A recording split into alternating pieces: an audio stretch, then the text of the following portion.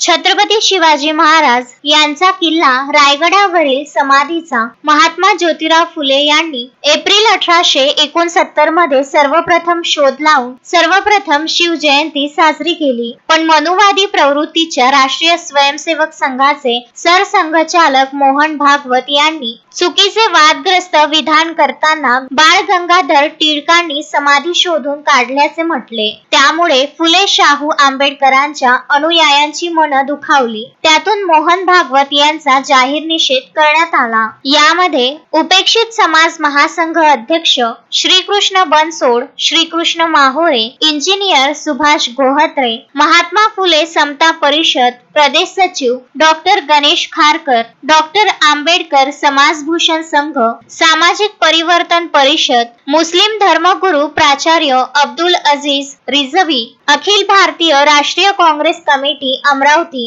हरिभाऊ मोहोड, वंचित बहुजन आघाडी, शिवसेना उद्धव बाळासाहेब ठाकरे, हिंदू हृदय सम्राट अण्णाभाऊ साठे, क्रांती परिषद, ईश्वर गायकवाड, महानायक संघटना, 12 बलुतेदार संघटना, माळी मिशन व समस्त महात्मा फुले बौद्धिशीय संस्थेचे पदाधिकारी उपस्थित होते। महामानवावर त्यांना प्रहार करायचा आहे आणि म्हणून त्यांनी म्हटलं की बाळ गंगाधर टिळक यांनी ती समाधी शोधून काढली। मित्रांनो, हा इतिहास बदलण्याचा प्रयत्न आहे।